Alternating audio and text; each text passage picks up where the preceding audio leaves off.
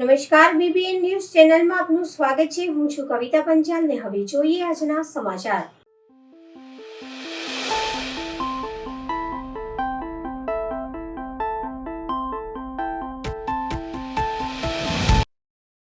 વડોદરા શહેરના નવાપુરા વિસ્તારના ભાવદાસ મહોલ્લો ખાતે સિયાબાગ નજીક માળી સમાજ દ્વારા બળિયા બાપજીના શુભ પ્રસંગે નિમિત્તે ભવ્ય જાહેર ભંડારાનું આયોજન કરવામાં આવ્યું હતું। આ પ્રસંગે આશરે 5 થી 6,000 જેટલા ભાવિ ભક્તો ઉપસ્થિત રહ્યા હતા। મહાપ્રસાદીનો લાભ લીધો હતો।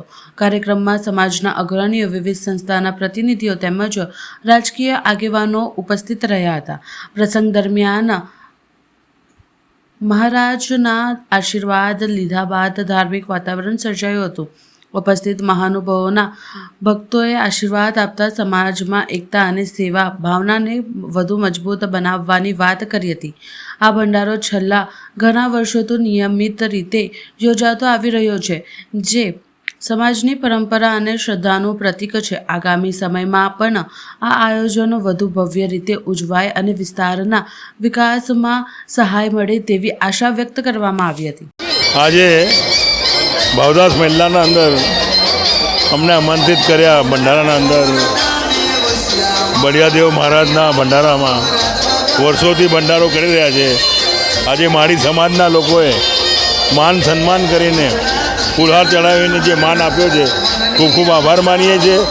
અને માળી સમાજને જ્યારે બી જરૂર પડશે, વડોદરા શહેરના બધા જ માળી સમાજના હોય, અડધી રાતે એમના કામો કરવાની ખાતરી આપું છું। વોર્ડ નંબર 13માં સિયાબાગ વિસ્તારમાં માળી સમાજ દ્વારા છેલ્લા ઘણા વર્ષોથી બળિયા બાપજીનો ભંડારો થતો આ વિસ્તાર એટલે અમારો પરિવાર થાય અને આજે એમાં સહભાગીમાં કલ્પનાબેન, અમારામાં સતીશભાઈના બાબા અને મધુભાઈ શ્રીવસ્ત્ર સાહેબ અને આશીષભાઈ જોશી બધા પધાર્યા છે। માળી સમાજના તમામ આગેવાનો પણ અને દર વર્ષે આ ભંડારો વર્ષોથી ચાલતો આવે છે। એક જ ઈચ્છા હોય કે તમામની મનોકામના પૂર્ણ થાય એવું બળિયા બાપજીને આજે પ્રાર્થના કરીએ અને જે આવનારો દિવસમાં વડોદરા શહેરમાં વોર્ડ નંબર 13ની કોંગ્રેસની પેનલ ચૂંટાઈ આવે એવી ભગવાન બળિયા બાપજીને પ્રાર્થના। ભારતીય જનતા પાર્ટી વડોદરા મહાનગર દ્વારા કોંગ્રેસના રાષ્ટ્રીય અધ્યક્ષ મલ્લિકાર્જુન ખડગેના નિવેદનના વિરોધમાં આયોજિત પ્રેસ કોન્ફરન્સના સમાચાર અહેવાલ નીચે મુજબ છે। વડોદરા ભાજપ દ્વારા મલ્લિકાર્જુન ખડગેના નિવેદન મુદ્દે પ્રેસ કોન્ફરન્સનું આયોજન શહેર પ્રમુખ જયપ્રકાશ સોનીની વર્તોમાં પ્રહાર કર્યો હતો। ભારતીય જનતા પાર્ટી વડોદરા મહાનગરપાલિકા દ્વારા તાજેતરમાં કોંગ્રેસના રાષ્ટ્રીય અધ્યક્ષ મલ્લિકાર્જુન ખડગે દ્વારા આપવામાં આવેલ એક વિવાદાસ્પદ નિવેદનને લઈને મહત્વપૂર્ણ પ્રેસ કોન્ફરન્સનું આયોજન કરવામાં આવ્યું હતું। આ કાર્યક્રમમાં પાર્ટીના શહેર સ્તરના ટોચના નેતાઓ અને મોટી સંખ્યામાં કાર્યકર્તાઓ ઉપસ્થિત રહ્યા હતા। પાર્ટીનું સત્તાવાર વલણ પ્રેસ કોન્ફરન્સને સંબોધતા વડોદરા શહેર ભાજપ અધ્યક્ષ ડૉક્ટર જયપ્રકાશ સોની એ જણાવ્યું હતું કે ખડગેનું નિવેદન લોકશાહીની મર્યાદાનું ઉલ્લંઘન કરે છે અને જનતાની ભાવનાને ઠેસ પહોંચાડે છે તેવું છે। તેમણે આ નિવેદન અંગે પાર્ટીનું સત્તાવાર વલણ રજૂ કરતા તેની આકરા શબ્દોમાં નિંદા કરી હતી। રાજકીય સ્પષ્ટતામાં ડૉક્ટર જયપ્રકાશ સોનીએ વર્તમાન રાજકીય પરિસ્થિતિ પર પ્રકાશ પાડતા જણાવ્યું કે વિપક્ષ મુદ્દા વિહીન હોવાથી આવા પાયાવિહોણા નિવેદનો કરી રહ્યું છે। પ્રેસ કોન્ફરન્સ દરમિયાન વિવિધ મુદ્દાઓ પર પાર્ટી તરફથી સ્પષ્ટતા કરવામાં આવી હતી અને ઉપસ્થિત મીડિયા પ્રતિનિધિઓના પ્રશ્નોના સચોટ જવાબ આપવામાં આવ્યા હતા। સૌને નમસ્કાર। આજની ભારતીય જનતા પાર્ટી વડોદરા મહાનગર આયોજિત આ પત્રકાર વાર્તામાં આપ ઉપસ્થિત રહ્યા આપ સૌ પત્રકાર મિત્રોનું પહેલાં તો ખૂબ ખૂબ હૃદયથી સ્વાગત કરું છું। આ પત્રકાર વાર્તામાં મારી સાથે ઉપસ્થિત સિનિયર ધારાસભ્ય મંજલપુર એવા શ્રી યોગેશભાઈ પટેલ, અકોટા વિધાનસભાના ધારાસભ્ય શ્રી ચૈતન્યભાઈ દેસાઈ, સયાજીગંજ વિધાનસભાના ધારાસભ્ય શ્રી કેવુરભાઈ, વડોદરા મહાનગરના મહામંત્રી શ્રી લકુલેશભાઈ, મીડિયા વિભાગના ઇન્ચાર્જ શ્રી પાર્થભાઈ, શ્રી કિરણભાઈ ગુર્જર, પાર્થભાઈ સુરતી અને અન્ય સૌ મીડિયા વિભાગના કાર્યકર્તાઓ, આ પત્રકાર પરિષદ બોલાવવાનો જે મૂળ આશય છે જેમણે કેરળમાં ચૂંટણી દરમિયાન જે પ્રકારની ટિપ્પણી કોંગ્રેસના રાષ્ટ્રીય અધ્યક્ષ સિનિયર કહેવાય એવા નેતા મલ્લિકાર્જુન ખડગેજીએ જે પ્રકારની ભાષાનો ઉપયોગ ગુજરાતની જનતા માટે કર્યો એ વિષયને લઈને આજે આ પત્રકાર પરિષદ બોલાવવામાં આવી છે. પત્રકાર પરિષદ જે વિષય છે એ હું મૂકવાનો પ્રયત્ન કરું છું. આજે હું એક ગુજરાતી તરીકે આક્રોશ સાથે અહીં ઉપસ્થિત રહ્યો છું. કોંગ્રેસના રાષ્ટ્રીય અધ્યક્ષ મલ્લિકાર્જુન ખડગેજીએ કેરળ ખાતે જે ચૂંટણી સભા દરમિયાન અપમાનજનક શબ્દો વાપરીને ગુજરાતની જનતાને જે રીતે અપમાનિત કર્યા છે એનો અમે સખત શબ્દોમાં વિરોધ નોંધાવીએ છીએ, એને વખોડી કાઢીએ છીએ. કરોડો ગુજરાતીઓને અભણ અને મૂર્ખ કહેવા એ માત્ર એક શબ્દ નથી, પણ 6.5 કરોડ ગુજરાતીઓનું અપમાન છે. સ્વાભિમાન પર સીધો પ્રહાર છે. શું કોઈ કોંગ્રેસના નેતાઓને ગુજરાતીઓથી વાંધો છે? પરંતુ આ પહેલા પણ આ જ પ્રકારના અપમાનજનક શબ્દો, અપમાનજનક વાક્યો ગુજરાત માટે બોલી ચૂક્યા. શું ગુજરાતીઓની મહેનત, બુદ્ધિ ક્ષમતા, કાર્યક્ષમતા અને દેશ પ્રેમ કોંગ્રેસને દેખાતો નથી? આ એ જ ગુજરાતની ધરતી છે જ્યાં મહાત્મા ગાંધી હોય, સરદાર વલ્લભભાઈ પટેલ હોય, મોરારજીભાઈ દેસાઈ હોય, એવા અનેક નેતાઓ જેમને આઝાદીના સમયમાં ખૂબ મોટો સંઘર્ષ કર્યો છે. મહાત્મા ગાંધી તો એવડું મોટું નામ છે, વિશ્વમાં પણ પ્રસિદ્ધ છે. તો આવા લોકોનું શું અપમાન કરવાનું આ લોકોએ ઠાન્યું છે? આજે ગુજરાતની ધરતીના 2 સપૂતો પ્રધાનમંત્રી માન્ય નરેન્દ્રભાઈ હોય કે આદરણીય ગૃહ અને સહકારિતા મંત્રી અમિતભાઈ શાહ જે રીતે દેશ માટે સમર્પિત થઈને કામ કરી રહ્યા છે, આજે આવી વૈશ્વિક અસ્થિરતાના સમયમાં પણ ભારત ખૂબ મજબૂત સ્થિતિથી આગળ વધી રહ્યું છે. શું એ કોંગ્રેસને સહન નથી થતું? ગુજરાતની ધરતીમાંથી ઉદ્ભવેલા નેતૃત્વએ આજે દેશને વૈશ્વિક સ્તરે ગૌરવ અપાવ્યું છે. આજે જ્યાં પણ ગુજરાતી તરીકે આપણે જઈએ છીએ, આપણને પણ ગૌરવ થાય કે આપણા ગુજરાતમાંથી જન્મેલા સપૂત એવા માન્ય નરેન્દ્રભાઈએ જે પ્રકારે વૈશ્વિક ઓળખ ભારતને અપાવી છે, આજે દરેક ભારતીયને એના ઉપર ગૌરવ થાય છે. પરંતુ આ પહેલી વાર નથી થયું કે કોંગ્રેસે ગુજરાતનું અપમાન કર્યું હોય. વર્ષો સુધી કોંગ્રેસે ગુજરાતીઓ પ્રત્યે ઘૃણા અને ઈર્ષાભાવ રાખ્યો છે. ગુજરાતને અવગણ્યું છે, વિકાસના કામો રોકવાનો પ્રયાસ કર્યો છે અને આજે પણ તેઓ ગુજરાતના સ્વાભિમાનને ઠેસ પહોંચાડવાનો પ્રયત્ન કરી રહ્યા છે. લોખંડી પુરુષ સરદાર વલ્લભભાઈ પટેલ હોય, મોરારજીભાઈ દેસાઈ હોય, એવા અનેક દિગ્ગજ કોંગ્રેસી નેતાઓ જે ગુજરાતથી હતા એમની હંમેશા કોંગ્રેસે ઉપેક્ષા કરી છે.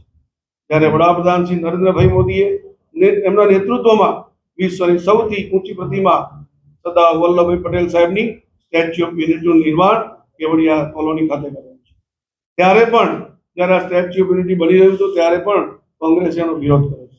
આ જ પ્રમાણે નર્મદા યોજના આપણને સૌને ધ્યાનમાં છે કે નર્મદા યોજનાના કારણે પૂરી ગુજરાતની જનતાને, આજુબાજુના રાજ્યોને પણ પીવાના પાણીની સુવિધા ઊભી થવાની છે, ખેતીલાયક પાણીની સુવિધા ઊભી થવાની છે.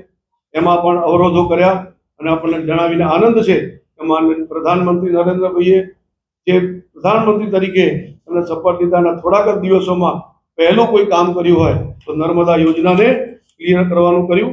આજે નર્મદા યોજના થકી સૌરાષ્ટ્ર હોય કે ઉત્તર ગુજરાત હોય, દરેક જગ્યાએ પીવાના પાણીથી લઈને પાણીની વ્યવસ્થાઓ થઈ છે.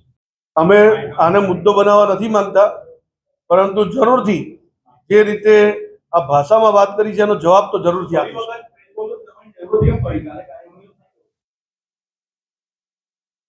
આ પ્રેસ કોન્ફરન્સ પણ જે રીતે પૂરા ગુજરાતની અંદર બધા જિલ્લાઓમાં દરેક જગ્યા પર સ્થાન પર કરવાની એવી સૂચના હતી. એ પ્રમાણે નિર્ણયથી પ્રેસ કોન્ફરન્સ કરીને જે પણ કારણ કે મીડિયા કાલે બોલાવ્યું, કેટલા આવ્યા નહીં આવ્યા, પણ આજે નિમંત્રણ આપીને બધાને જાણકારી મળે એ પ્રકારની આ આયોજન કરેલું છે.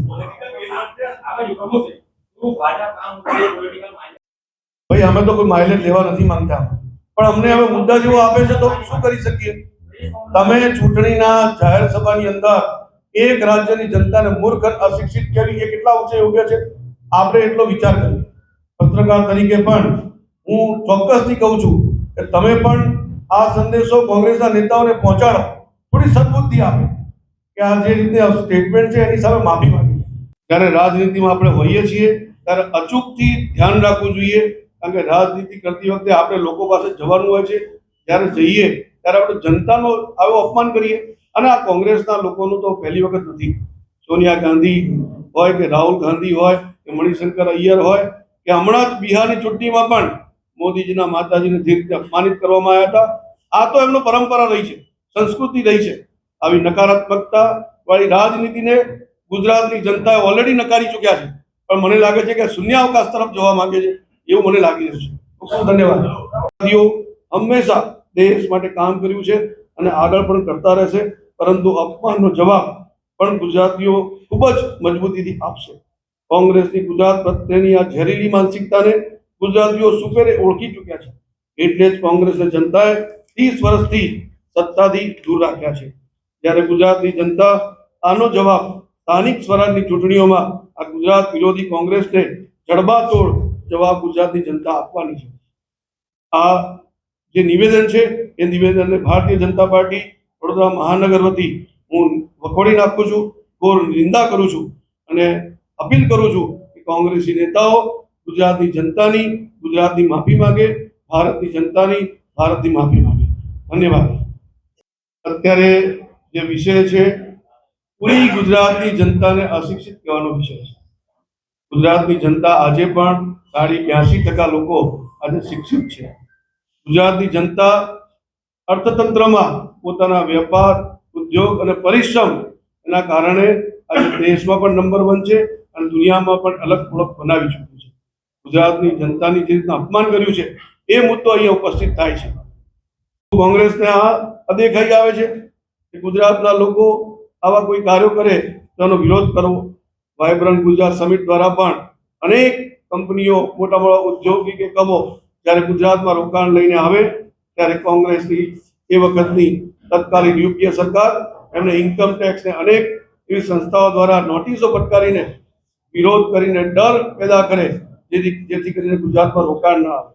દેશના આર્થિક વિકાસમાં ગુજરાતીઓનું યોગદાન, ગુજરાત અને ગુજરાતીઓનું યોગદાન કોઈનાથી છૂપું નથી. એ આજે પણ એવું છે અને ભૂતકાળમાં આપણો ભૂતકાળ પણ આપણો એ જ પ્રકારનો ભવ્ય રહ્યો છે. દેશ વિદેશમાં ગુજરાતીઓએ પોતાની મહેનત અને બુદ્ધિથી ભારતનું નામ ઊંચું કર્યું છે. ગુજરાત આજે વિકાસ અને શાંતિનો પર્યાય છે. તેના મૂળમાં કરોડો ગુજરાતીઓ છે. ગુજરાતના લોકો શાંતિપ્રિય છે. તે એટલા માટે સ્થિરતા પણ છે અને સ્થિરતાના કારણે આજે ઔદ્યોગિક હોય, વેપાર ધંધા હોય, દરેક ક્ષેત્ર પર વિકાસ ગુજરાતનો થયો છે. તો પછી પ્રશ્ન એ ઊભો થાય છે કે શું ગુજરાતની જે સફળતા છે એ કોંગ્રેસના નેતાઓને ખટકે છે? મલ્લિકાર્જુન ખડગેજીનું આ નિવેદન કોંગ્રેસની હલકી માનસિકતા દર્શાવે છે. ગુજરાતીઓ આ પ્રકારની ભાષા ક્યારેય સ્વીકારી નહીં શકે, પરંતુ આપણને ધ્યાનમાં છે પહેલા પણ આવા નકારાત્મક વિચારોથી કેટલાય નિવેદનો કોંગ્રેસના મોટા મોટા નેતા, સોનિયા ગાંધી હોય, રાહુલ ગાંધી હોય કે કોઈ પણ એવા નેતા અનેક પ્રકારના નકારાત્મક વિચારો એમના આવા સ્ટેટમેન્ટ રજૂ કરી ચૂક્યા છે. ગુજરાતીઓ હંમેશા મહેનતથી પોતે કામ કરે છે અને દેશને સમર્પિત થઈને કામ કરે છે. ગુજરાતીઓ ક્યારે દેશને તોડવાની વાત નથી કરતા, જોડવાની વાત કરે છે. એવા અનેક ઉદાહરણો આપણે પ્રસ્તુત કરેલા છે. આજે દેશ અને વિશ્વમાં જ્યાં પણ તમે જશો ત્યાં ગુજરાતીઓ તમને મળશે તો વેપાર કરતા હશે. રોજગાર સર્જન કરો, નોકરીઓ આપી લોકોને રોજગારી મળે એના અવસરો ઊભા કરવા એ ગુજરાતીઓના લોહીમાં થયેલું છે. શું આવા ગુજરાતીઓને મૂર્ખ અને અશિક્ષિત કહેવું કેટલા અંશે યોગ્ય છે? આ નિવેદન માત્ર નિવેદન નથી, પરંતુ શરમજનક બાબત છે, શરમજનક ટિપ્પણી છે. હું કોંગ્રેસના નેતૃત્વને સીધો સવાલ પૂછું, શું તેઓ આ નિવેદનથી સહમત છે? શું તેઓ ગુજરાતીઓના અપમાનનું સમર્થન કરે છે? જો નહીં તો તેઓ જાહેરમાં માફી માંગવા માટે પણ અમે અપીલ કરીએ છીએ. કોંગ્રેસ પાસે મુદ્દાઓ નથી, તેથી તેઓ લોકોનું અપમાન કરીને રાજકારણ કરવાની કોશિશ કરે છે. ગુજરાતીઓ આવા અપમાનનો મક્કમ જવાબ આપવાનું જાણે છે. ખડગેજીનું નિવેદન માત્ર ગુજરાત નહીં પરંતુ સમગ્ર દેશના ગૌરવને ઠેસ પહોંચાડનારું છે. આજનો સમય વિકાસ ગૌરવ અને રાષ્ટ્રીય એકતાની સાથે આગળ વધવાનો છે, ત્યારે કોંગ્રેસ આવા અપમાનજનક વિભાજનકારી નિવેદનો આપી શું સાબિત કરવા માંગે છે? જે રાજ્ય દેશને વિકાસનું મોડલ આપ્યું, જ્યાંની સ્ટાર્ટઅપ સંસ્કૃતિ, ઔદ્યોગિક પ્રગતિ આજે ભારતની અર્થવ્યવસ્થાની કરોડરજ્જુ છે, એ રાજ્યના લોકોને અભણ કહેવું એ ખડગેજીનો પોતાનું બૌદ્ધિક દિવાળો દર્શાવે છે. જો ગુજરાતની જનતાએ કોંગ્રેસને વારંવાર નકારી છે, તો એનો અર્થ એ નથી થતો કે જનતા મૂર્ખ છે. એનો અર્થ એ છે કે તમારી નીતિઓ અને તમારી દાનત બંનેમાં ખોટ છે. ખડગેજીએ જે ગુજરાતીઓને અભણ અને મૂર્ખ કહી રહ્યા છે, તે ગુજરાતીઓનું ગુજરાત આજે દેશના વિકાસનું ગ્રોથ એન્જિન છે. તે ભારતની કુલ જીડીપીમાં 8%થી વધુનું નોંધપાત્ર યોગદાન આપી રહી છે.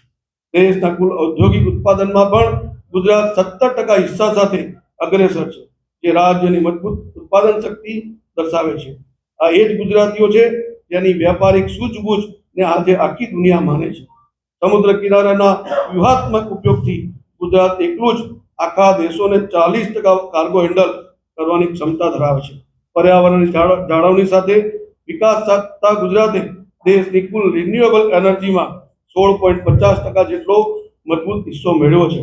આજે ગુજરાત ડાયમંડ, કેમિકલ અને ટેક્સટાઇલ જેવા મહત્વના ક્ષેત્રમાં દેશનું લીડર સ્ટેટ બનીને વિશ્વભરમાં નામના મેળવી રહ્યું છે. ગુજરાતીઓના અવિરત પરિશ્રમ અને સરકારની સાનુકૂળ નીતિઓને કારણે સાણંદ આજે ઓટો હબ તરીકે પ્રસ્થાપિત થયું છે. રાજ્ય હવે આધુનિક ટેકનોલોજી તરફ ડગ માંડી રહ્યું છે, જેમાં સાણંદ અને ધોલેરામાં ટૂંક સમયમાં સેમિકન્ડક્ટર હબ બનવા જઈ રહ્યા છે. હું ખડગેજી અને કોંગ્રેસ હાઈકમાન્ડને પૂછવા માંગુ છું કે શું ગુજરાતનું ગૌરવ તમને આટલું ખૂંચે છે? શું ગુજરાતીઓનો પુરુષાર્થ તમને નથી દેખાતો? આ અપમાન માત્ર એક વ્યક્તિનું નથી, દરેક ગુજરાતીનું છે. અને ગુજરાતની પ્રજાની મહેનતનું જે પરિણામ છે એનું અપમાન છે. કોંગ્રેસે આ અહંકારની ભારે કિંમત ચૂકવવી પડશે.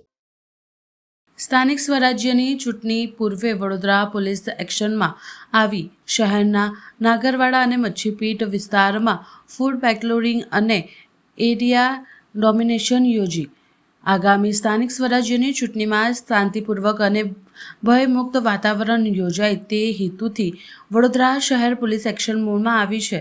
પોલીસ કમિશનર અને સંયુક્ત પોલીસ કમિશનરના માર્ગદર્શન હેઠળ શહેરના વિવિધ વિસ્તારોમાં ફૂડ પેટ્રોલિંગ અને એરિયા ડોમિનેશનની કામગીરી હાથ ધરવામાં આવી છે. ખાસ કરીને ઝોન 4 અને કારેલીબાગ પોલીસ સ્ટેશન હેઠળના વિસ્તારમાં પોલીસની વિવિધ ટીમો દ્વારા સઘન પેટ્રોલિંગ કરવામાં આવ્યું હતું.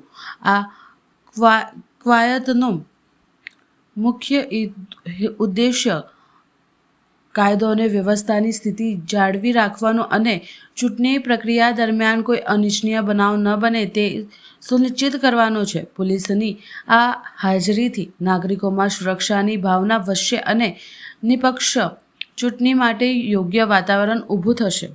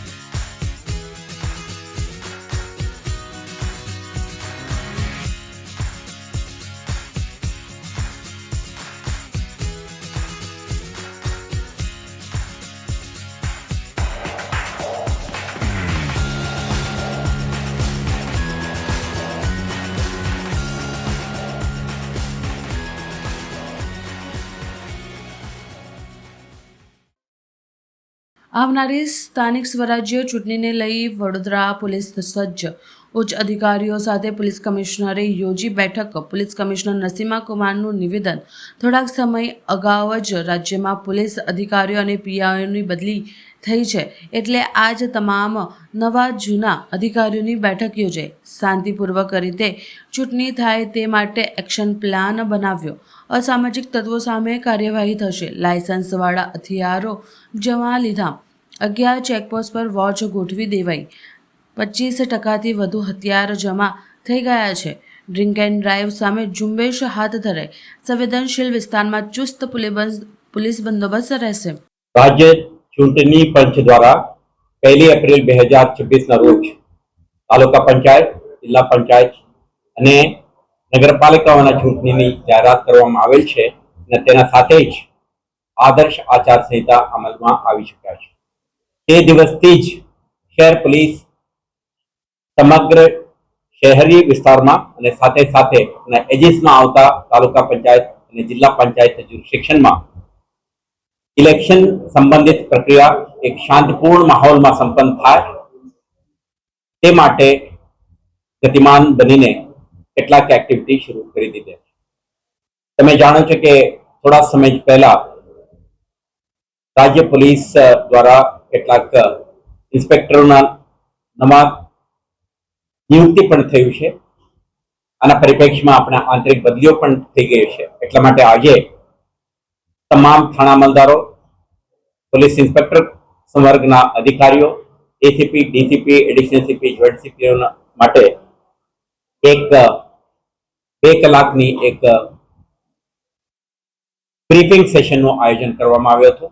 આમાં ઇલેક્શનની પ્રક્રિયા, જોડાયેલ સ્ટેકહોલ્ડરો અને સમગ્ર પ્રોસેસમાં એક ન્યાયિક મુક્ત વાતાવરણમાં શાંતિપૂર્ણ માહોલમાં ઇલેક્શન સંપન્ન કરવા માટે પોલીસની ભૂમિકા, જવાબદારીઓ અંગે આપણે સેન્સિટાઇઝ કરી છે અને તે અંગેની વિગતવારની એક્શન પ્લાન પણ આપણે તૈયાર કર્યું છે. આના ભાગરૂપે ને શહેરના જે રિટર્નિંગ ઓફિસર, અસિસ્ટન્ટ રિટર્નિંગ ઓફિસરો અને અન્ય સ્ટેક હોલ્ડર સાથે મળીને આખા એક્સરસાઇઝ હાથ ધરવામાં આવી રહ્યું છે અને પોલીસ દ્વારા એક માહોલ બને તે માટે anti social elements, non criminals, potential disruptor સામે ક્રેકડાઉન, જે ગુનેગારો વિરુદ્ધમાં આપણે ન્યાયિક પ્રક્રિયા ચાલી રહી છે, જેમના વિરુદ્ધમાં સમન્સ, વોરંટ, નોન બેલેબલ વોરંટનું ઇસ્યુ થયું છે, એના બજવણી અને જે લાયસન્સ ધારકો છે, હથિયાર રાખે છે સંરક્ષણ માટે, પાક રક્ષણ માટે કે અન્ય પ્રવૃત્તિઓ માટે, એવા હથિયારોના દુરુપયોગ ના થાય, કોઈ પણ રીતે ઇલેક્શનને ઇમ્પેક્ટ ના કરે તે માટે જમા લેવાની પ્રક્રિયા અને સાથે સાથે સમગ્ર શહેરમાં ક્રિમિનલ એલિમેન્ટ્સ મુવમેન્ટ ના કરી શકે અને ડિસરપ્ટ ના કરી શકે તે માટે 11 જેટલા ચેકપોસ્ટને સક્રિય બનાવીને સઘન ચેકિંગ, આવા પ્રવૃત્તિઓ સાથે જોડાયેલા નોન ક્રિમિનલ્સ ઉપરનો આપણા જે વોચ સક્રિય બને તો એમના વિરુદ્ધમાં ફર્મ એક્શન માટે આપણે એક્શન પ્લાન બનાવીને અધિકારીઓને સૂચના આપી છે. અત્યાર સુધી ઓલરેડી ગતિમાન બનીને આપણે 25% વધારે હથિયારો જમા થઈ ગયા છે. ગઈકાલે પણ તમે જોયું છે વાહન ચેકિંગના ઝુંબેશ શરૂ કરીને 25 થી વધારે ડ્રંક એન્ડ ડ્રાઇવિંગના કેસો, 135 હેઠળના જે જાહેરનામા ભંગ કરે અને હથિયાર લઈને ફરે એવા તત્વો વિરુદ્ધમાં આપણે ક્રેકડાઉન કરી છે. તો આવતા દિવસોમાં પોલીસની હાજરી, વિઝિબિલિટી અને ડોમિનેશનનો વધારો થશે અને સાથે સાથે ઇલેક્શન પ્રક્રિયા દરમિયાન returning officer, assistant returning officer અને અન્ય સ્ટેક હોલ્ડર સાથે સંકલનમાં રહીને સમગ્ર પ્રોસેસની ઇન્ટિગ્રિટી, એક પારદર્શક અને રાજ્ય ચૂંટણી પંચના સૂચનાઓ મુજબ કરવામાં આવે તે અંગે પોલીસ આપણા ભૂમિકા, આપણા જવાબદારી નિભાવવા અંગે આખા પ્લાન ઓફ એક્શન તૈયાર કરીને અમલમાં મૂકી છે. આવતા દિવસોમાં જે શહેર પોલીસ દ્વારા જુદા જુદા ક્ષેત્રમાં જુદા જુદા હેડ હેઠળ કરવામાં આવી રહેલ કામગીરી અંગે તમને વખતે વખત જાણકારી આપીશું અને એક ઇમ્પેક્ટફુલ કામગીરી કરીને સમગ્ર પ્રક્રિયા શાંતિપૂર્ણ માહોલમાં સંપન્ન થાય. 26માં થતા મતદાનના દિવસમાં પણ સરસ માહોલ બની રહે તે માટેના આપણા બંદોબસ્ત સ્કીમ પણ આપણે રૂપરેખા તૈયાર કરી છે અને 28 તારીખના જે મતગણતરી છે તે અંગે પણ આપણે કાઉન્ટિંગ સ્ટેશન્સ ઉપર પણ બંદોબસ્ત અંગેનું આખા પ્લાનિંગ થઈ રહ્યું છે તો આજથી 30 તારીખ સુધીના તમામ પ્રક્રિયામાં શહેર પોલીસ સતર્ક, વિજિલન્ટ અને ડોમિનન્ટ બનીને આ પ્રક્રિયામાં શાંતિ સુવ્યવસ્થા બની રહે તે અંગે કાર્યરત રહેશે. ડભોઈ તાલુકાના શિરોલા ગામે 16 વર્ષીય યુવકનું વીજ કરંટના લાગતા મોત. ડેપામાં કચરો નાખવા સમયે યુવકને લાગ્યો કરંટ. પોલીસે તપાસ ઘટના સ્થળે પહોંચી શરૂ કરી છે. મૃતક કમલેશ બરોડા દાહોદ જિલ્લાનો રહેવાસી યુવક. મૃતદેહને પીએમ અર્થે ખસેડાયો છે. બાળમજૂરી કરનાર માલિક સામે પોલીસે શરૂ કરી છે તપાસ. ડભોઈ તાલુકાના શિલોરા ગામની સીમમાં કમલેશભાઈ રજીવભાઈ પટેલઓએ દાને રાખેલ ખેતરમાં ઘટના બની હતી. સુખરામ મુકેશભાઈ ભગોરા ઉંમર 16 આજરોજ સવારના આશરે 8:30 વાગે શિલોરા ગામની સીમમાં કમલેશભાઈ રજીવભાઈ પટેલ નાઓને દાને રાખેલ ખેતરમાં પાર્ક કરેલ ટાટા ટ્રક નંબર GJ17T9860ની કેબિન ઉપર પાવડા તગારા વડે માટે લેવા માટે ચડતા કેબિન ઉપર લાગેલ GEBના ઇલેક્ટ્રિક વાયરને અડી જતા કરંટ લાગતા નીચે ટ્રકની બોડીમાં પડતા પંજેટીના દાંતા ગળાના ભાગે વાગી જતા સ્થળ પર જ મરણ અંગે પોલીસે ગુનો દાખલ કરી આગળની કાર્યવાહી હાથ ધરી હતી. ચાનોડ નવા માંડવાની સીમમાં શોર્ટ સર્કિટ થવાથી તૈયાર મકાઈનો પાક બળીને ખાક. ખેતરમાંથી પસાર થતી વીજ લાઇનમાંથી ખામી સર્જાતા વીજ તણખા ખેતરમાં પડવાથી આગ લાગી. આગ ઓલવવા ડભોઈ ફાયર ફાઇટર ટીમની મદદ લેવાઈ, પરંતુ પવનના સુસવાટાને કારણે જોતજોતામાં 10 થી 12 એકરમાં જમીનમાં તૈયાર મકાઈનો પાક બળીને ખાક થયો. કુદરતી આફત, ટેકાના ભાવનો અભાવ તેમજ અચાનક ખેતરમાં લાગેલી આગની ઘટનાથી ખેડૂતો લાચાર બન્યા. ચાનોદ નવા માંડવાની સીમમાં મકાઈના ખેતરોમાં આગ લાગવાથી 5 જેટલા ખેડૂતોને મોટું નુકસાન થયું છે. યજ્ઞેશ મુકુંદભાઈ ત્રિવેદી, અશોકભાઈ મોહનભાઈ માછી, ભીખાભાઈ ડાયાભાઈ માછી, ગણેશભાઈ ઈશ્વરભાઈ માછી, ગોપાલભાઈ ભીખાભાઈ માછી આ 5 ખેડૂતોનો મકાઈનો તૈયાર પાક બળીને ખાક થયો છે. ચાંદોદ માંડવાની ઘટના છે અને અહીંયા લગભગ 10 એકર જમીનની અંદર તૈયાર મકાઈનો પાક હતો અને એ મકાઈનો પાક GEBના શોર્ટ સર્કિટના કારણે આગ લાગી ગઈ. એના કારણે બધી જે 4-5 ખેતર આખા આવી ગયા અને 10 એકર જેવી મકાઈ જે હતી એ અત્યારે આ તૈયાર માલ બધો ખલાસ થઈ ગયો છે. કયા વિસ્તારમાં માંડવા આમ અંદાજિત કેટલી જમીન હતી? 10 એકર જેવી જમીન, કેટલા ખેડૂતો લગભગ 5 ખેડૂતો. એ ખ્યાલ કેવી રીતે આવ્યો અકસ્માત થયો? એ હરગ્યો એટલે લોકો કામ કરતા હતા, એ લોકો ખ્યાલ આવ્યો, પણ તે સુધીમાં પવન હતો એટલે એકદમ આગ પકડી દીધી અને એના કારણે એકદમ સડીને ખાક થઈ ગઈ પડી. આર્થિક નુકસાન થયું છે, શું MGCLને શું કહેશો? MGCL જે કંઈક રજૂઆત થતી હશે તમારે કરવી પડશે અને કરીશું.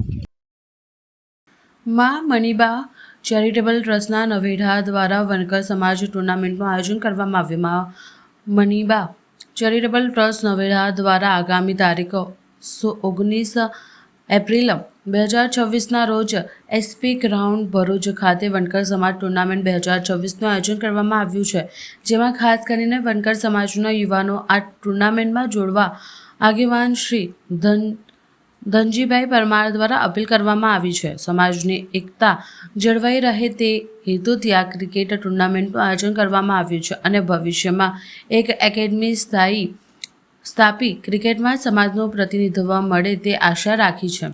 માં મણિબા સાર્વજનિક ચેરિટેબલ ટ્રસ્ટ નવેઠા દ્વારા ભરૂચ જિલ્લા વણકર સમાજને ક્રિકેટ ટુર્નામેન્ટનું આયોજન 19મી એપ્રિલ 2026 અને DSP ગ્રાઉન્ડ ખાતે રાખેલ છે.